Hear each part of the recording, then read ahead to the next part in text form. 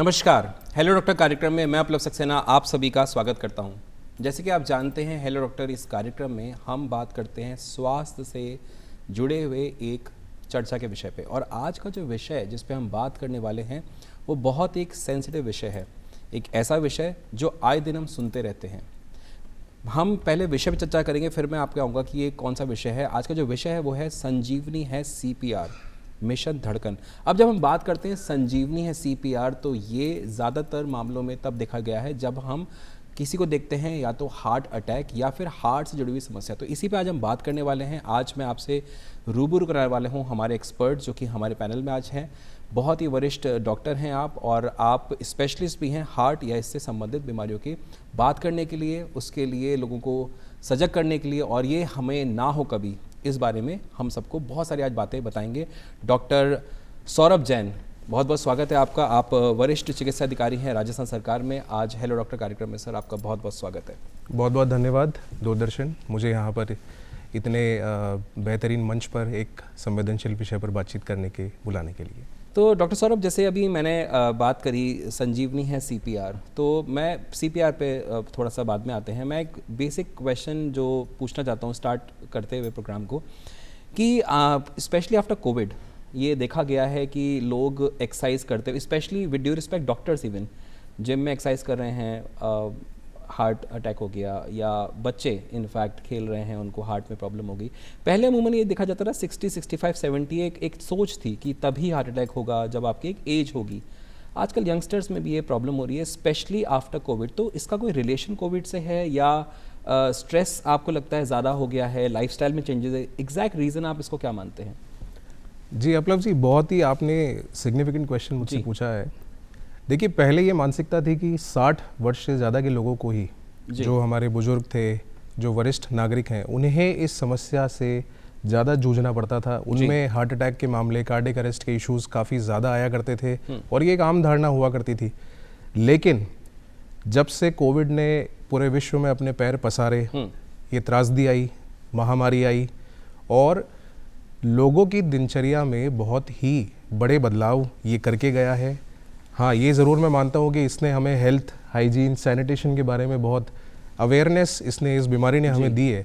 लेकिन साथ ही साथ इस बीमारी ने काफ़ी लोगों को लेज़ी भी बना दिया है, कामचोर बना दिया है, या मैं यूँ कहूँ कि ऑनलाइन निर्भरता हमारी काफ़ी ज़्यादा बढ़ चुकी है। हाँ, सेटिंग हम कह सकते हैं ज़्यादा हो चुकी है, ये हम कह सकते हैं। सेडेंट्री लाइफस्टाइल हमारी हो गई है, और बहुत घर बैठे हमारे खाना आ जाता है, या हमें हमारे शरीर को कष्ट नहीं ज़्यादा झेलना पड़ता है। तो हमारी ऑनलाइन डिपेंडेंसी बहुत ज़्यादा हो गई है।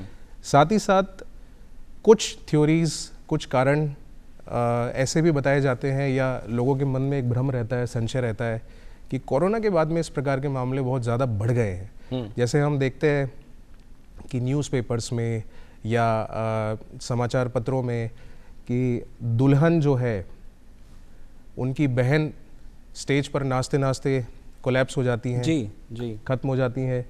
दूल्हा जब घोड़े पर बैठ रहा होता है, घोड़ी पर बैठ रहा होता है, तब वो बेहोश होकर नीचे गिर जाता है। 8वीं क्लास में पढ़ने वाले बच्चे, 25 साल के, 27 साल के RS की तैयारी कर रहे हैं लोग। तो ऐसे में आपको सैकड़ों मैं आपको उदाहरण बता सकता हूँ। तो जो पहले जो बुजुर्ग व्यक्तियों को ही इस बीमारी से जूझने वाला जो क्राइटेरिया था, वो ड्रास्टिकली 360 डिग्री इसमें बदलाव आ गए हैं। और कोरोना के बाद में ये ट्रेंड कम्प्लीटली चेंज हो रहा है, और नित नए आए दिन हम इस समाचार को, इन बुरी खबरों को हम देख और सुन रहे हैं। बड़ा अनफॉर्चुनेट है ये, जैसा आपने बताया। लेकिन डॉक्टर साहब, एक सवाल आता है, जैसे आपने अभी एक एज की बात करी। अब मान लीजिए आपने कहा कि बच्चों को भी हो रहा है, 8वीं कक्षा में कोई पढ़ रहा है, तो मैं थोड़ा सा एक बार बच्चों, क्योंकि बच्चा एक थोड़ा सेंसिटिव एक पार्ट हो गया। देखिए बड़े हैं, देखिए हार्ट अटैक के केस में तो सेंसिटिव दोनों के लिए ही है, लेकिन बच्चे क्योंकि कई बार बोल नहीं पाते हैं, या हमें समझ में नहीं आता है कि एग्जैक्टली क्या प्रॉब्लम है।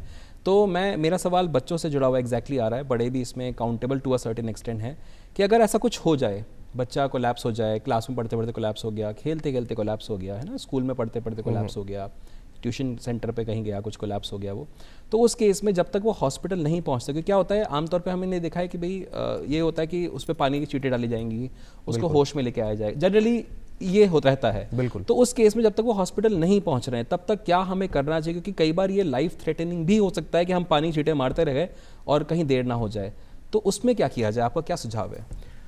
देखिए अपलव जी, बहुत आपने अच्छा प्रश्न किया है, और मैं आपको ये भी बताना चाहूँगा कि एक सरकारी चिकित्सक होने के साथ साथ जी हम एक अवेयरनेस प्रोग्राम और चला रहे हैं जिसका नाम मिशन धड़कन है। अच्छा।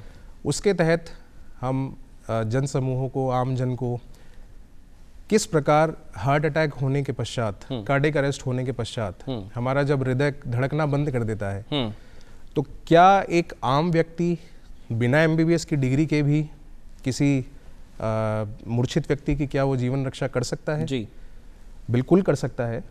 और मैं आपको बताना चाहूँगा कि मैं आपको स्टैटिस्टिक्स बताता हूँ, कुछ आंकड़े मैं आपको बताता हूँ कि हमारे विश्व में हर वर्ष करीबन 6 करोड़ लोगों की मृत्यु होती है और उसका 32% जो है, जो कारक है, वो कार्डियोवास्कुलर डिजीजेज होती हैं।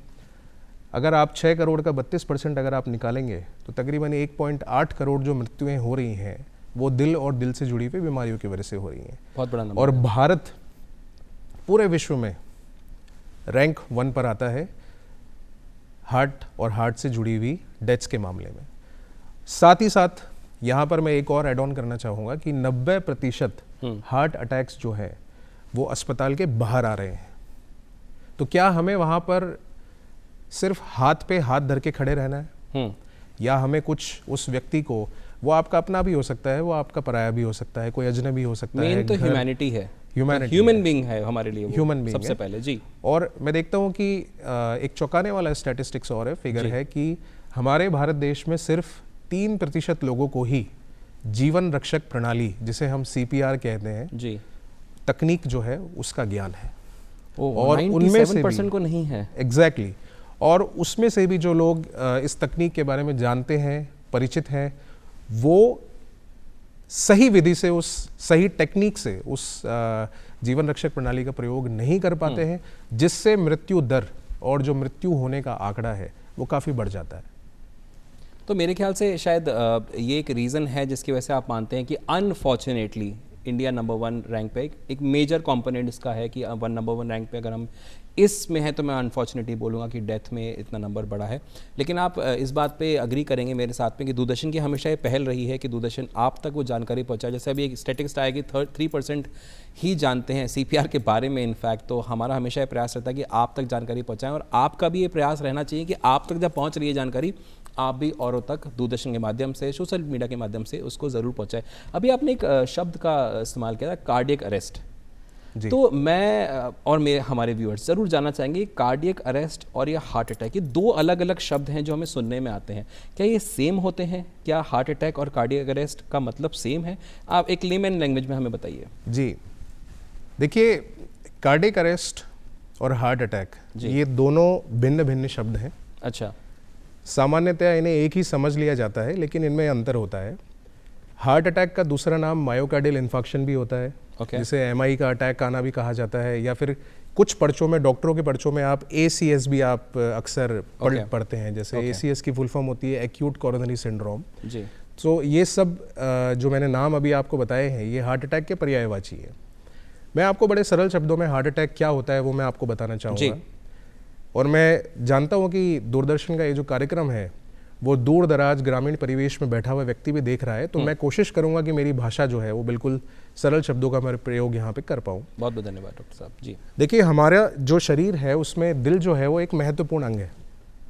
तो जब उस दिल की जो मसल्स है, मतलब जो हमारा जो हृदय है उसकी जो हार्ट मसल्स होती हैं, अगर उस मसल की रक्त वाहिनियाँ जो वहाँ उस मसल को रक्त दे रही है, रक्त के अंदर न्यूट्रिशन है, भोजन है, अगर उस मार्ग में कोई अवरोध उत्पन्न हो जाता है, कोई रुकावट आ जाती है, मान लीजिए चिकनाई इकट्ठा हो गई है या फिर क्लॉट वहाँ पे अटक गया है, तो वो उस रक्त प्रवाह को बाधित करेगा और वो जो रक्त जो है दिल के जिस हिस्से को सप्लाई देने जा रहा था उस हिस्से को प्रॉपर ऑक्सीजन नहीं मिलेगी, प्रॉपर न्यूट्रिशन नहीं मिलेगा, जिसकी वजह से वो हिस्सा है वो धीरे धीरे मरने लग जाता है और उसे ही हम कहते हैं हार्ट अटैक आना। ओके।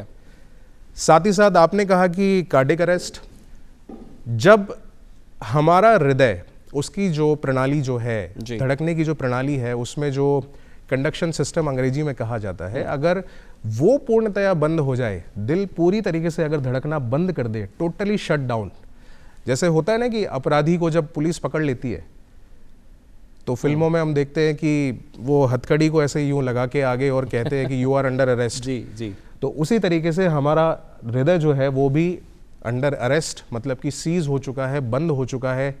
और उसके मुख्य कारण भी मैं आपको बताता हूं कि मान लीजिए अगर हार्ट अटैक किसी व्यक्ति को आता है, वो इतना मैसिव है, बड़े विकराल रूप में आया है, तो दिल धड़कना बंद कर सकता है, कार्डियक अरेस्ट। किसी को बिजली का झटका लगा है, दिल धड़कना बंद, हृदय गति रुक गई है, कार्डियक अरेस्ट। इसके अलावा पानी में डूबने की वजह से दिल बंद हो सकता है। साथ ही साथ सर्दियों का मौसम है और मैं यहाँ एक सुझाव भी देना चाहूँगा, एक सलाह भी देना चाहूँगा कि अक्सर हम सुनते हैं कि अंगीठी जला के धुएं की वजह से ग्रामीण परिवेश में किसी बुजुर्ग दंपत्ति की देहांत हो जाता है, वो बच नहीं पाते हैं। तो उस धुएं के एक्सेसिव हमारे शरीर में प्रयोग हो जाने की वजह से भी हृदय गति रुक सकती है। और ड्रग ओवर यूज़ कुछ लोग करते हैं, बहुत ज़्यादा एब्यूज़ करते हैं, उसकी मात्रा जब हमारे शरीर में बढ़ जाती है तो उस वजह से भी हमारे हृदय गति जो है, दिल की धड़कन जो है, हार्ट टोटली शट डाउन हो जाता है और ये इसे ही हम कार्डियक अरेस्ट कहते हैं। सो ये दोनों अलग चीज़ें हैं, दोनों अलग शब्दावलियाँ हैं, दोनों अलग बीमारियाँ हैं। हार्ट अटैक कार्डियक अरेस्ट में कन्वर्ट हो सकता है, लेकिन कार्डियक अरेस्ट हार्ट अटैक नहीं होता। तो मतलब वो दोनों में डिफरेंसेस, दोनों में डिफरेंस जैसे बताए। अच्छा डॉक्टर साहब, एक सवाल और जहन में आया। आमतौर पे हम देखते हैं, लोग इस बारे में बात भी करते हैं, गैस की मुझे समस्या है। तो कई बार ऐसा होता है कि पता नहीं चलता है कि ये हार्ट अटैक है या ये गैस्ट्रो है, मतलब एग्जैक्टली नहीं पता चलता है। तो एक आम आदमी कैसे पता करे, कैसे डिफ्रेंशिएट करे कि ये गैस की प्रॉब्लम है या ये हार्ट अटैक? क्योंकि अमूमन लोग ये सोचते हैं कि गैस की ही प्रॉब्लम, वो अज्यूम ये करते हैं कि मेरा हार्ट तो अच्छा ही है, मेरे को तो गैस ही हो सकती है। जी बिल्कुल। उसके बारे में बताएं कि कैसे डिफ्रेंशिएट करें हम। देखिए, इस मामले में हमारा भारत देश थोड़ा पिछड़ा हुआ है, क्योंकि हम कभी भी ये नहीं चाहते, हमारा मन इस बात को कबूल ही नहीं कर पाता कि मुझे ये बीमारी हो ही नहीं सकती। और इसी गलतफहमी में कई जाने हैं वो अनफॉर्चुनेटली बच नहीं पाती हैं। और हार्ट अटैक की वजह से होने वाली मृत्युओं में गैस के तकलीफ की वजह से कंफ्यूज होना सबसे बड़ा फैक्टर, एक कंट्रीब्यूटरी रोल प्ले करता है। देखिए, बड़ा सिंपल है। मान लीजिए आपके सामने अगर किसी व्यक्ति को हार्ट अटैक आ रहा है तो वो कुछ उसका शरीर लक्षण देगा, वो कुछ ऐसी चीज़ें प्रदर्शित करेगा जिससे एक सामान्य व्यक्ति जो उसके अड़ोस पड़ोस में है वो आइडेंटिफाई कर सकता है कि हाँ, इस व्यक्ति को हार्ट अटैक की पीड़ा हो रही है। देखिए, हार्ट अटैक होने वाला व्यक्ति सबसे पहले अपनी छाती को इतनी जोर से वो दबाएगा, यूं पकड़ेगा, क्योंकि उससे अंदर बार बार कोई भाले मार रहा है, इस तरीके का दर्द महसूस हो रहा होगा उसे। कुछ लोग कहते हैं कि जो सरवाइव करते हैं वो बताते हैं कि जब एक हाथी हमारी छाती के ऊपर पैर रख देता है, इतना असहनीय दर्द महसूस होता है। साथ ही साथ हमारे जबड़े में दर्द होगा, हमें पसीने आएंगे, हमारे बाएं तरफ का जो हमारे शरीर का हिस्सा है, बायां कंधा है, वहाँ पे हमें बहुत ज़्यादा दर्द महसूस होगा। इसके अलावा कुछ महिलाओं में कमर में भी दर्द आ सकता है। अच्छा। उल्टी का मन कर सकता है। सो ये कुछ, सांस फूल सकती है, ये कुछ महत्वपूर्ण लक्षण होते हैं। देखिए, गैस के दर्द में कोई भी व्यक्ति अपनी छाती को इस प्रकार से तो बिल्कुल नहीं दबाएगा। अब अगर आप सकता है, हाँ, छाती नहीं हो सकती। और स्पेशली जो मिड और जो लेफ्ट सेक्शन है जहाँ पर हमारा हृदय रहता है, जहाँ उसकी जगह है, उस हिस्से को वो व्यक्ति बड़ी जोर से वो वहाँ पे हाथ रखेगा। सो एक आइडेंटिफाइंग फीचर ये है। इन केस अगर फिर भी हमें लगता है कि नहीं, हम कंफ्यूज हैं या आप बहुत ज़्यादा अपनी सेहत के प्रति आप जागरूक हैं, तो आप ज़रूर रूल आउट करवाएं। बिल्कुल भी आप संभावना ना छोड़ें। आप एक अच्छे चिकित्सक से आप परामर्श लें, वहाँ जाके जरूरी इन्वेस्टिगेशंस आप करवाएं। और सरकार इतनी बढ़िया स्वास्थ्य सुविधाएं मुहैया करवा रही है, चाहे आप PHCs लें, CHCs लें, और हमारे जो चिकित्सा संस्थान है वो बहुत सुदृढ़ हमारी सरकार करने में लगी हुई है। तो जब इतनी सुविधाएं एक व्यक्ति को मिल रही है तो क्यों नहीं उसका लाभ उठा के इस भ्रम को ख़त्म किया जाए। बहुत अच्छी बात हमारे सामने रखी है। और देखिए, डॉक्टर के पास जाना से जो घबराहट है उसको तो हमें खुद ही निकालना पड़ेगा, कि एक होता है ना डॉक्टर के पास जाएंगे तो पता नहीं क्या होगा, देखिए डॉक्टर के पास जाना पड़ेगा, अगर समस्या है तो उसका समाधान के लिए डॉक्टर के पास जाना है, खुद डॉक्टर ना बने। और स्पेशली अभी जो गैस्ट्रो की एक समस्या थी वो आपके सामने, इसलिए मैंने सवाल पूछा कि गैस्ट्रो का दर्द कहाँ होगा, तो वो एक अच्छा डॉक्टर साहब जब ये बात करते करते आप बात कर रहे थे तो मुझे एक लगा कि मैं ये सवाल पूछता हूँ। बॉलीवुड मूवीज़ में आमतौर पर देखा जाता है कि जब हार्ट अटैक होता है तो यहीं दर्द होता है, बट आमतौर पे देखा गया है कि दर्द जरूरी नहीं, आपने भी बोला भी दर्द जरूरी नहीं यहीं हो, दर्द यहाँ होगा, ये मेजोरिटी ऑफ टाइम है, लेकिन दर्द यहाँ भी हो सकता है, दर्द यहाँ भी हो सकता है, जरूरी नहीं कि लेफ्ट साइड और राइट साइड भी हो सकता है। तो क्या ये भ्रम है, क्या यही है कि नहीं हार्ट अटैक का दर्द यही होगा? थोड़ा सा वो हमारे ऑडियंस को जरूर बताएं कि हार्ट अटैक का मतलब यही दर्द होना और कहीं दर्द होना वो हार्ट अटैक नहीं है, क्या ये सही है? नहीं, देखिए सीने में दर्द के नाना प्रकार के कारण हो सकते हैं जी। कई सारी बीमारियां इस लक्षण को प्रदर्शित कर सकती है। जरूरी नहीं है कि सीने में होने वाला हर दर्द हार्ट का ही दर्द हो, वो कोई फेफड़े की भी समस्या हो सकती है, या फिर अक्सर स्टूडेंट्स में देखा जाता है कि एंजाइटी की वजह से, जैसे मान लीजिए एग्जाम नज़दीक आ गए हैं, पढ़ रहे हैं, तो एंजाइटी का भी एक सिम्टम ये हो सकता है। लेकिन हमें नोट करना होगा कि उस दर्द के साथ में एसोसिएटेड सिम्टम्स जो और लक्षण क्या क्या आ रहे हैं। क्या हमारी श्वास भी फूल रही है, क्या हमें घबराहट भी हो रही है, बेचैनी भी हो रही है, हम पहले सरपट दौड़ जाया करते थे, हम काफ़ी लंबा चल लिया करते थे, लेकिन इन दिनों हम हमारे पोटेंशियल के हिसाब से ना तो हम चल पा रहे हैं, ना हम प्रॉपर्ली दौड़ पा रहे हैं, सीढ़ियाँ चढ़ने में तकलीफ महसूस होती है। सो वहाँ थोड़ा देखना पड़ेगा। ज़्यादातर दर्द जो है वो हार्ट की लोकेशंस के आसपास ही होते हैं।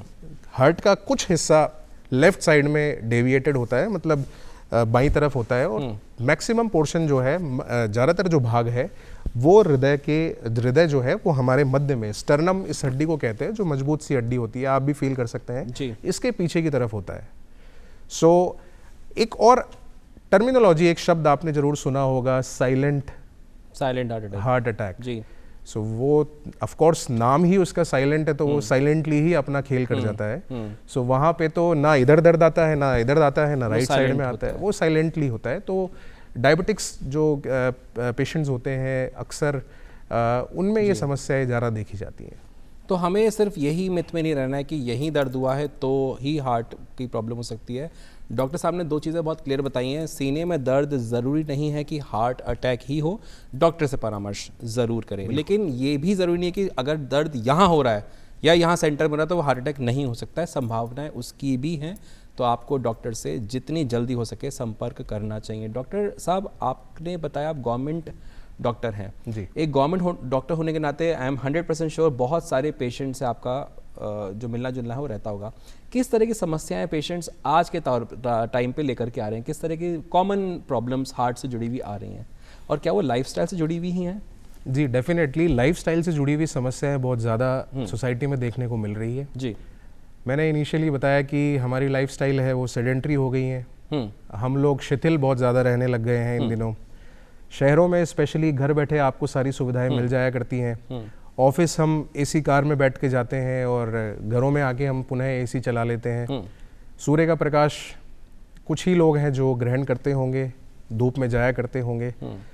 तो निश्चित रूप से कोरोना के बाद में जो हमारी आदतें बिगड़ी हैं उसकी वजह से और उसके जो दुष्परिणाम इन दिनों ज़्यादा देखने को मिल रहे हैं, साथ ही साथ कुछ लोगों में एक भय भी उत्पन्न हो गया कि एक छोटे बच्चे को इस समस्या से जूझना पड़ रहा है, कहीं मेरे साथ तो ऐसा नहीं हो गया। और उसकी वजह से थोड़ी एंजाइटी भी डेवलप होती है। बिल्कुल। लेकिन इसे रूल आउट करना बड़ा आसान है। आप एक शांत मन से, एक सही सलाह से, सही जानकारी के माध्यम से आप अपने शरीर का आप पता लगा सकते हैं कि क्या मैं इस बीमारी से ग्रसित होने वाला हूं भविष्य में, या हो गया हूं, या मुझे आगे और क्या क्या प्रयास करने चाहिए कि स्थिति ज़्यादा गंभीर ना हो पाए। तो आई थिंक इस बात से आप अग्री करेंगे डॉक्टर साहब कि हमें मेडिकल टेस्ट कराने चाहिए, रेगुलर बेसिस पे कराने चाहिए। डॉक्टर विजिट से डरना नहीं चाहिए, घबराना नहीं चाहिए, क्योंकि पता तो रहे कि एग्जैक्टली प्रॉब्लम है क्या। लेकिन इसी के साथ में डॉक्टर साहब एक हम बहुत आम तौर पे टर्म सुनते हैं, वो टर्म हमें थोड़ा एक्सप्लेन करें, गोल्डन आवर। ये गोल्डन आवर एग्जैक्टली क्या होता है, इसका मतलब क्या होता है गोल्डन आवर का?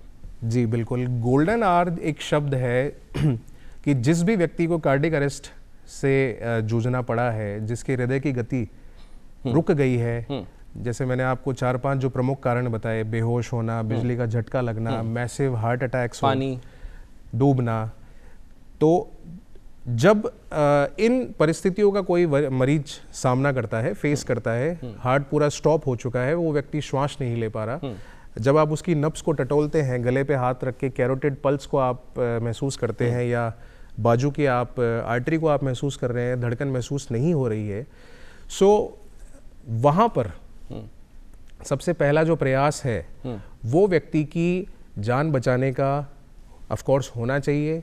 साथ में जो भी लोग हैं उन्हें प्रयास करने चाहिए कि सबसे पहले वो उस व्यक्ति का रिस्पॉन्स चेक करे, जो व्यक्ति आपकी आंखों के सामने बेहोश हुआ है। उसके बाद उन्हें कॉल करना है इमरजेंसी, जो हमारी हेल्पलाइन नंबर सरकार द्वारा जारी की गई है, 108, 112, या फिर आप किसी निजी या जो भी आपकी स्वेच्छा से आप एम्बुलेंस वाले व्यक्ति को अगर जानते हैं, वो नंबर ज़रूर आपके पास होना चाहिए, क्योंकि ये परिस्थिति किसी भी घर में किसी भी समय किसी के भी साथ हो सकती है। तीसरी चीज़, गोल्डन आवर की आपने बात की, तो गोल्डन आवर जो है, जब हमारा दिल धड़कना बंद कर चुका है तो दिल अपनी पंपिंग का कार्य रोक चुका है और हमारे शरीर में जो रक्त प्रवाह हो रहा है वो अब नहीं हो पा रहा है। तो हमारे जो वाइटल ऑर्गन्स है, जो हमारे मेजर अंग हैं, जैसे कि ब्रेन है, हमारी किडनी है, हमारा लीवर है और हार्ट इटसेल्फ, वहाँ पर रक्त संचार नहीं हो पाने की वजह से वो व्यक्ति जल्द ही मृत्यु उसकी हो सकती है। सो शुरू के 15 मिनट बहुत ज़्यादा मैं इम्पोर्टेंट मानता हूँ, और इसके अलावा जो शुरुआती 1 घंटा है, अगर वहाँ पे उस व्यक्ति की जान बचाने के प्रयास नहीं किए गए, अगर छाती पर कंप्रेशन, दबाव डालकर सही तरीके से CPR नाम की जो टेक्निक है, अगर वो परफॉर्म नहीं की गई, उस व्यक्ति को माउथ टू माउथ कृत्रिम श्वास अपन जो दे रहे हैं वो नहीं दी गई, सो वो गोल्डन आवर मिस हो जाता है और पास खड़ा हुआ व्यक्ति एक देवदूत नहीं सिद्ध हो पाता, वो एक यमदूत की भांति उस व्यक्ति की जान बचाने में अक्षम होता है। सो हमारी धमनियों में, हमारी रक्तवाहिकाओं में, छाती के ऊपर दबाव डालकर रक्त को इन वाइटल ऑर्गन्स तक पहुंचाने की जो कोशिश होती है, उसी कोशिश का नाम, उसी तकनीक का नाम CPR है, जिसका पूरा फुल फॉर्म होता है कार्डियो पल्मोनरी रिससिटेशन, अर्थात मरे हुए दिल और मरे हुए फेफड़ों को, जिनके अंदर शायद अब जान नहीं रहे, उन्हें पुनर्जीवित करना। बहुत अच्छे तरीके से आपने ये बात करी, और इसलिए आज हमने बात जो विषय हमने लिया है वो संजीवनी है, CPR विषय हमने सोचा कि हम ज़रूर अपने ऑडियंस तक पहुंचाएं। डॉक्टर साहब, आमतौर पे ये देखा गया है, जो घरों में लोग हैं या फिर बड़े बूढ़े हैं, मैं गलत हो सकता हूँ इसलिए मैं आपसे पूछ रहा हूँ, आप प्लीज़ हमें बताइए कि क्या ये सही है नहीं है। ऐसा कहा जाता है कि अगर आपको मान लीजिए ये गैस की प्रॉब्लम रहती है, या आपको कहीं ये डाउट है कि आपको हार्ट से जुड़ी हुई समस्याएं हो सकती है, तो अपने पास आप ज़रूर कुछ दवाइयाँ रखें, पेन किलर रखें, कोई दवाई आती है, मैं नहीं जानता हूँ, जीभ के नीचे रखें, कोई दवाई आती है जिससे कि आपका हार्ट अटैक अगर आपका हो सकता है तो दे। तो ये तो देखिए भ्रम है या मिथ है या फिर लोग बताते हैं। एक डॉक्टर होने के नाते आप क्या सजेस्ट करते हैं, किस तरह की दवाइयाँ रखनी चाहिए, नहीं रखनी चाहिए? वो तो आपने बता दिया CPR तो करना चाहिए, बट कोई दवाई रखनी चाहिए या नहीं करनी चाहिए, उसके बारे में थोड़ा सा बताएं। जी बिल्कुल, देखिए बहुत संवेदनशील और बहुत ही महीन सी चीज़ अपलव जी आपने मुझे बताई है, और मैं इस पे प्रकाश इस तरीके से डाल सकता हूँ कि वैसे तो काफ़ी सारी दवाइयाँ और कुछ किट्स बनाने की भी एक्सपर्ट्स आजकल सलाह देने लग गए हैं। हाँ। लेकिन मुझे लगता है कि 2 प्रचलित दवाइयाँ जो है, और बड़ी सस्ती वो आती हैं, ज़्यादा महंगी नहीं है, हर व्यक्ति, हर परिवार और परिवार का हर सदस्य इस बात से अवगत हो कि वो दवाइयाँ कहाँ रखी है, और जब भी हार्ट अटैक के लक्षण किसी भी परिवारजन को आए तो फटाफट से वो जाके उन दवाइयों को निकाले, उनका प्रयोग करे। 2 दवाइयाँ जो महत्वपूर्ण हैं, पहली दवाई है जीभ के नीचे रखने वाली, जिसे आइसोसॉर्बेट डाइनाइट्रेट कहा जाता है, और उस दवाई को जीभ के नीचे रखा जाता है जब भी व्यक्ति को हार्ट अटैक की समस्या, ये सॉल्ट नेम है। हाँ, ये सॉल्ट नेम है। ये प्रधानमंत्री जन औषधि केंद्र में भी मुझे ये मिल जाती है, ये वहाँ भी मिल जाती है, और बड़ी सस्ती सी ये दवाई आती है जी। लेकिन मैं यहाँ पे एक एड ऑन करना चाहूँगा कि एब्रप्टली इस दवा का प्रयोग करने से एक बारगी बचना चाहिए, क्योंकि आप अपने पहले चिकित्सक की सलाह लें जब आपको कोई तकलीफ महसूस होती है, और वो आपको इसके बारे में गाइड करेंगे, क्योंकि इस दवाई में अपलव जी एक साइड इफेक्ट और है। अच्छा। कि ये दवाई जो है वो आपके ब्लड प्रेशर को लो करती है। ओ, तो अगर ब्लड प्रेशर लो किसी का हो गया होगा तो और ऑलरेडी अगर लो है तो लेने के देने भी पड़ सकते हैं। ओ, तो So ये ये ध्यान थोड़ा से सा सुनिएगा आप लोग, बहुत ध्यान वाली बात है जी। ये थोड़ा सा ट्विस्ट है यहाँ पर। जी। और दूसरा एक और दवाई जो है उसका नाम है एस्पिरिन। हम्म, एस्पिरिन की 300 मिलीग्राम की गोली, वो आप हमेशा अपने साथ रख ये भी सकते हैं। सॉल्ट का ही नाम बताया आप। ये सॉल्ट का नाम है, इसके कई ब्रांड नेम भी आते हैं जी। वो आप अपनी स्वेच्छा से आप प्रयोग कर सकते हैं।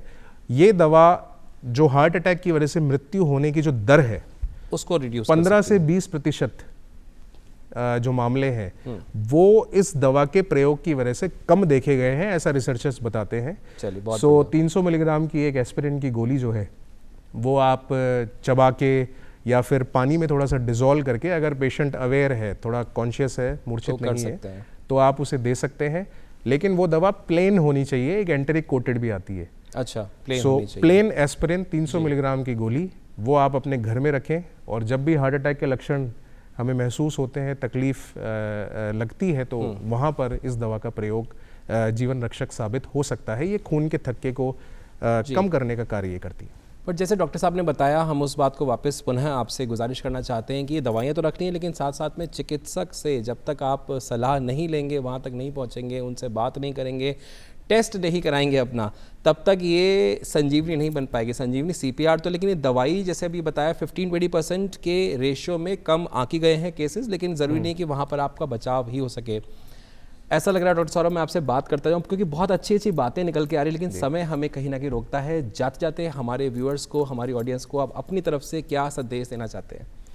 देखिए, मैं सिर्फ इतना सा कहना चाहूँगा कि सिर्फ 3% लोगों को ही सही विधि द्वारा CPR जो हमारी जीवन रक्षक टेक्निक होती है उसकी जानकारी है।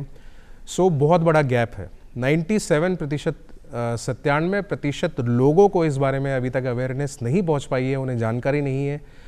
सो आज यहाँ पर प्रैक्टिकली तो डेमोन्स्ट्रेट करना संभव नहीं हो पा रहा है, लेकिन मैं आपसे ये अनुरोध करूँगा कि आप YouTube पर जाएं या आप किसी अच्छे चिकित्सक से बातचीत करें, आप उनसे इस विधि को किस प्रकार से देना होता है वो आप सीखें, समझें, और परिवार में हर व्यक्ति को CPR देने की जानकारी होनी चाहिए। जैसा कि मैंने बताया कि छोटे बच्चे भी आजकल चपेट में आ रहे हैं, वो बच नहीं पा रहे हैं। सो दादा पोते की जान बचा सकता है और पोता दादा दादी की भी जान बचा सकता है। सो अगर हम ये प्रयास करेंगे, हर परिवार में हम अवेयरनेस देंगे, सो ये जो बहुत बड़ा जो गैप है 97% का, हम इसे कम कर पाएंगे। और अक्सर कुछ फिल्मों के डायलॉग भी हैं कि अगर हम किसी की मदद कर रहे हैं सो आप सिंपली थैंक यू बोलें और 3 लोगों को और आगे ये चेन आप बनाते जाएं। समझ गया जैसे आपने बोला। सो सैकड़ों से हजारों, हजारों से लाखों और लाखों से करोड़ों और 140 हम जो 140 करोड़ हम देशवासी हैं, तो निश्चित रूप से हमारे छोटे छोटे प्रयासों से ये जागरूकता की जो श्रृंखला है वो बहुत आगे बढ़ जाएगी। डॉक्टर साहब, बहुत अच्छा लगा आपसे बात करके, और मैं आपको धन्यवाद देना चाहता हूं आज के हमारे हेलो डॉक्टर कार्यक्रम में आने के लिए, इतनी अच्छी अच्छी बातें साझा करने के लिए। और आपकी बात को मैं सेकंड करूंगा क्योंकि दूरदर्शन भी यही काम कर रहा है, आप तक बातों को पहुंचा रहा है, और आप जितने लोग देख रहे हैं आपको भी आगे इन बातों को पहुंचाना है। अपना ख्याल रखना है, अपनों का ख्याल रखना है। और हाँ, एक चीज़ मैं जाते जाते जरूर बोलूँगा, रील हीरो बनने की जगह रियल हीरो बने। वहाँ अगर आपको लगता है कि आपके आसपास में किसी भी समस्या से ग्रसित है, अगर हार्ट से संबंधित है, CPR ज़रूर सीखें और औरों को भी सिखाएं। फिर मिलेंगे हेलो डॉक्टर के इस कार्यक्रम में, तब तक अपना और अपनों का ध्यान रखें। नमस्कार, जय हिंद। Thank you.